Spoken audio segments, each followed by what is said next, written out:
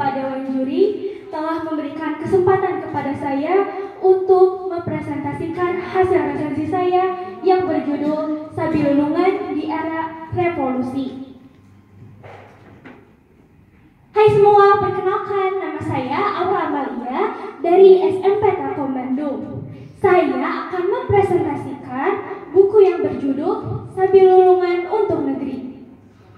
Buku ini ditulis oleh Bupati Bandung, yaitu Bapak Haji Dadang Nasir, dan diterbitkan oleh Dinas Kebudayaan Bidang Pariwisata dan Kebudayaan Kabupaten Bandung. Dengan tebal buku 232 halaman. Alasan saya membaca buku ini karena saya tertarik pada cover buku ini.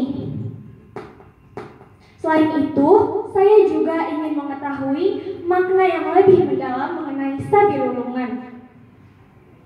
Penulis buku ini merupakan orang yang lahir, dididik, dan dibesarkan di tanah Sunda. Masa kecil anak-anak Sunda sering dikaitkan dengan Ujang Gambruk. Mungkin dalam beberapa hal memang menggambarkan orang Sunda. Namun, orang Belanda sengaja membuatnya seakan-akan orang Sunda jemplok, yaitu tidak sehat dan kurang gizi. Hal ini bertujuan agar anak-anak pribumi tidak percaya diri, tidak memiliki kompetensi, dan kemampuan untuk merajut masa depan. Terutama orang desa, mereka dianggap tidak berencana. Dan bila pun iya, biasanya karena diberikan rencana dari luar. Layaknya anak-anak di luar sana, anak di desa pun tentu memiliki mimpi. Bagi mereka, mimpi hanyalah angan kosong, karena beranggapan mereka yang bukan siapa-siapa dan tak bermodalkan apa-apa. Tapi jangan lupa, pernah ada orang yang luar biasa lahir di tanah Sunda ini. Orang ini membuktikan bahwa orang Sunda adalah orang yang penuh keberanian dan cerdas. Ia adalah Raden Oto Iskandar. Beliau memiliki julukan Si Jalak Harupat. Maknanya yaitu ayam yang kuat, pemberani, dan sangat sulit dikalahkan. Dari sini terlihat jelas bahwa orang Sunda adalah Si Jalak Harupat dan bukanlah Ujang Gambruk. Yang perlu diingat, Sunda adalah tanah air kita. Maka seharusnya kita tahu hak dan kewajiban kita sebagai orang Sunda.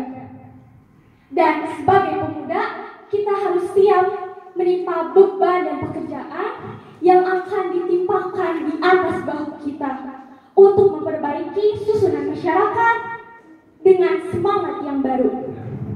Dari sinilah awal mimpi kita dimulai. Untuk memulainya, kita memerlukan pengetahuan yang juga tumbuh selaras dengan tenaga batin. Pengetahuan dapat diumpamakan sebagai api. Api yang digunakan untuk menerangi jalan yang akan kita tempuh. Di sini, ilmu pengetahuan juga dapat menjadi pendorong munculnya karakter.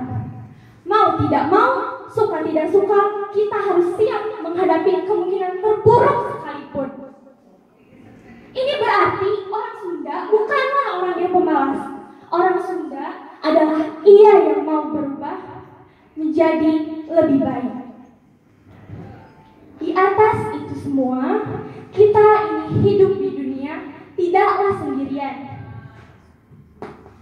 Kita tidak boleh bersikap individual dan egois.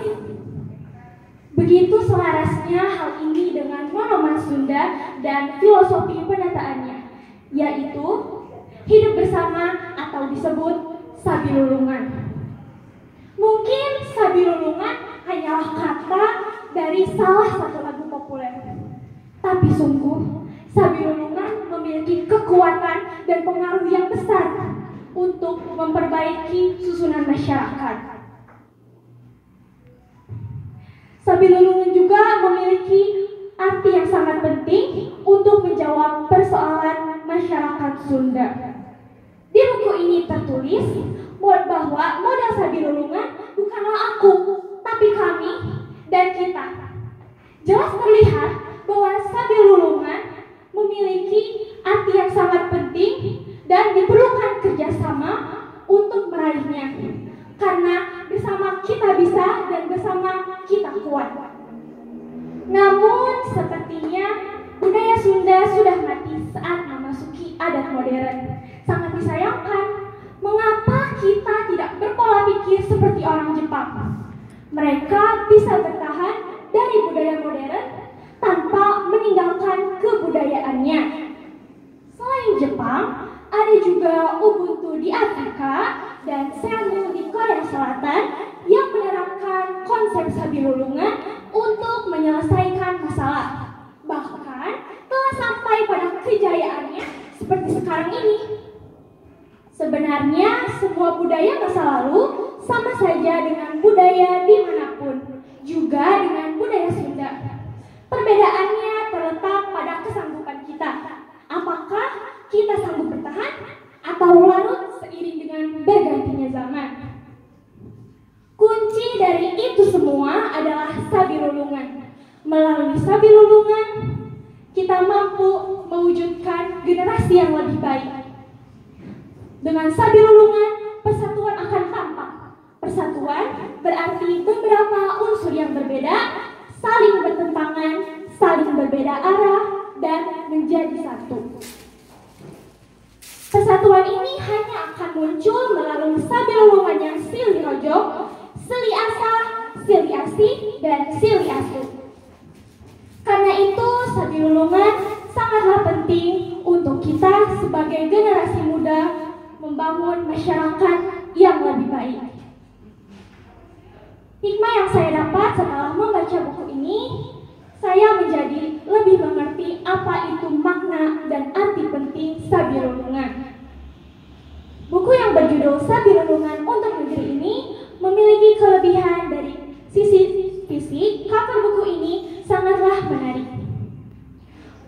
Cerita yang disusun di buku ini tersusun secara rapi sehingga para pembacanya tidak kesulitan dan mudah menangkap dan memahami pesan yang disampaikan sang penulis.